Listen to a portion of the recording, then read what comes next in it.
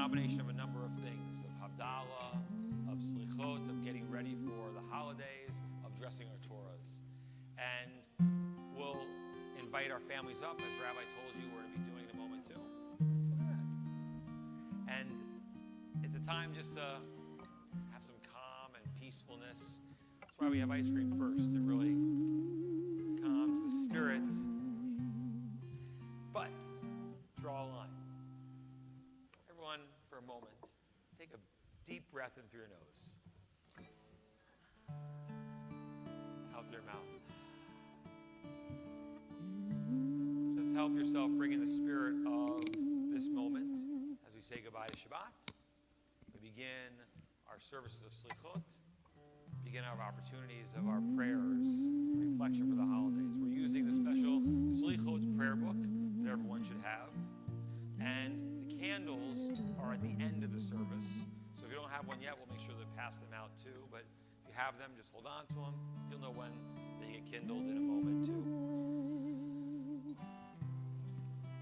So with that, we begin on the first page of our Selichot prayer books. In the synagogues of Eastern Europe, a most unusual custom was observed on the evening of Yom Kippur. Prior to the chanting of Kol Nidre, each congregant was expected to approach another and ask forgiveness. Each person would move to another and whisper, Zait mir mochel, please forgive me. Upon hearing the request, the listener would respond, Ich bin dir mochel, I forgive you. Immediately after this reply, the individual would whisper to the person who he had just forgiven and say, Zait mir mochel, please forgive me. And people who loved each other and bitter enemies alike would take part in this particular tradition. If two people refused to draw near, a neutral party would intervene and physically force one or the other to take the initiative. Hurts were not always healed, but lesser arguments were assuaged, antagonisms were sometimes softened, and insensitivities were absolved. Tonight, Selichot takes the place of this ceremony.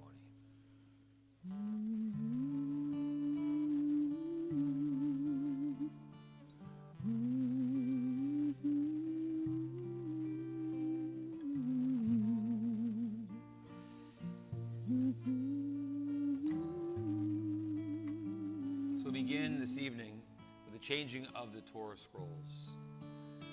You can stay seated as we have the ark open because it will be for a while. If you'd like to rise, you can as well. And we're going to call up one family, one bar and bat mitzvah family at a time to help us dress those Torahs with us. We have 8 Torah scrolls in the ark that we will undress and we will dress, and we'll tell you a little bit about each one. So we begin by inviting up Parker Abrams and her parents, Andrea and Eric. And I'm also going to invite up Noah Block and his parents, Stephanie and Alan. And you know, Noah can bring his siblings too. If Jacob and Elliot are here too, I didn't see. Nope. They're asleep. Well, it's okay. And I know these two families were in the office building on Maple and Orchard Lake Road. And so we begin with our first Torah from Temple. And maybe it was held, Eric or Alan, in the beginning of your learning. Our first Torah, of course, being the bridal gown Torah. This Torah today is about 180 years old, and it comes from Berlin, Germany. This Torah was smuggled out of Nazi Germany in 1937. In 1937, of course, the Nazis were in power, but it wasn't good to be a Jew. But Jews were still able to leave if they wanted at times. And so a gentleman who was the vice president of the Progressive Synagogue in Berlin took this Torah and brought it home and hid it in his daughter's bridal gown. She was about 20 years old at the time. And so for our children here, you can ask your parents, your moms, if they have their wedding dress and if it's hermetically sealed in a box like this woman believed hers was. And so that dress hid the Torah. It was just a scroll, just the parchment, no wood. And the man didn't tell his daughter that it was there. So when they left Germany, they left Berlin, no one would suspect a thing. And the Torah came home and to Detroit and went up into an attic, and it sat there until 1988. Now this woman is a much older woman, and she's going through her possessions, only having sons who are now married, and decides that she should open up her wedding dress, and there finds the Torah. She brought the Torah to Rabbi Daniel Schwartz right as we were opening our doors at Maple and Orchard Lake Road. For our first 3 years, it was the only Torah we had. And every bar mitzvah had to read that Torah. It's small, which means the letters are small. Every once in a while, a bar mitzvah student will read that Torah. Every once in a while. We rabbis read that Torah on Rosh Hashanah because it was the only Torah we had, our first Rosh Hashanah, and we continue that tradition.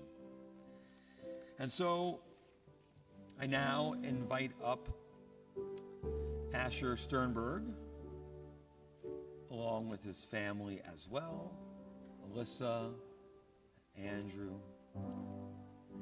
Merrick, and Lauren.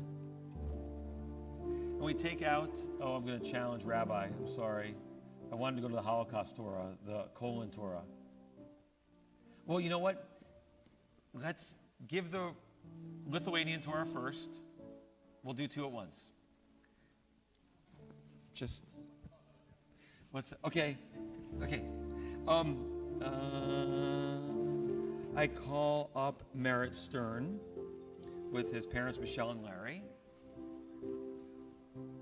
And so, the Torah that Lauren is holding now is our Lithuanian Torah, the Bass family Torah. Torah we don't know a lot about. It's about 175 years old, but Stuart Bass, past president of Temple Shir Shalom, wanted us to have a Torah from Lithuania, where his family had come from and where many perished during the Holocaust. And so it was sort of a mystery having this Torah, because you think about all these synagogues after the Holocaust that were empty, all these arks filled with Torahs that sat there for years before Torahs were collected. So over time, through a Torah broker, we were able to acquire this Torah with the help of the Bass family that comes from Lithuania. But the Torah that we first took out as well, we're trying to take out, or not, maybe? Okay. Can you get to the Holocaust Torah? The second Torah of Temple Shir Shalom is our Holocaust Torah, or our Colon Czechoslovakian Torah. The Colon Torah is our oldest Torah that we have that we're able to use, that is literally over 460 years old. It was authenticated by a scribe, its age. And when we wrote our Torah in Project 613, our scribe told us that it's true. These Torahs have the uniqueness of the nuances of Ashkenazic fonts and Sephardic fonts at times. And you see letters that are inflated in special ways. So we call it our mystical Torah. But what's special about this Torah is that it was actually saved by Hitler and the Nazis. Because Hitler wanted to make a museum about the people he was going to wipe out. So when they would destroy synagogues, they would collect Torahs and Kiddush cups and candlesticks and store them. So Colon was the second largest Jewish community in Czechoslovakia before the Holocaust, and the entire community of Jews of Colon were wiped out. However, this Torah was brought to Prague, Czechoslovakia. The Great Synagogue of Prague was used as a warehouse. And in 1964, the Jewish community was able to get back to Prague, 19 years after the Holocaust. They found 1,654 Torahs piled up. And this is one of those Torahs. The synagogue in London, England, the Westminster Progressive Synagogue, did its best to bring them back to life over time and to help them come to synagogues that were filled with life so that we could help tell their story. So we are part of the Colon Torah Trust and hold on to that Torah. Being our second Torah, we read that Torah every year on Yom Kippur. The next Torah we take out is our Russian Torah. It was the third Torah of no, it's not. The next Torah Which Torah would you like me to take out, Rabbi? We'll take out our 613 Torah, our Torah that's celebrating now its 10th anniversary. How many of you wrote a letter in our Project 613 Torah?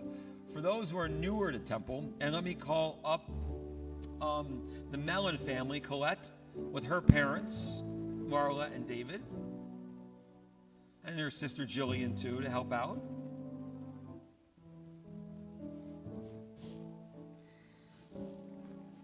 Rabbi likes this Torah, that's why he wanted me to pull it out now. It's his favorite.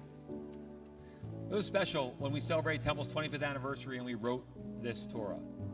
And 354 of its letters were written here at Temple Shir Shalom, on the Bima, with a scribe.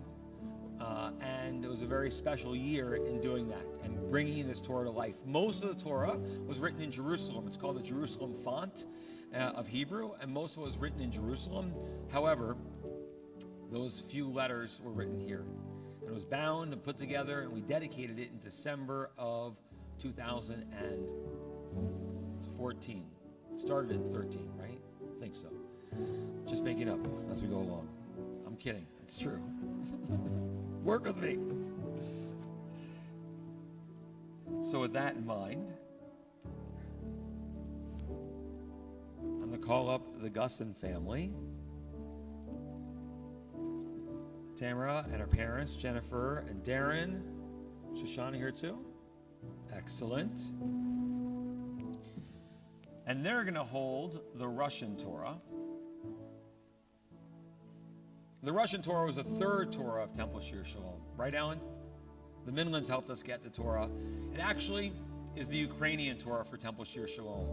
For the past 32 years, we called it a Russian Torah. It came from Odessa. Odessa, of course, is the Ukraine.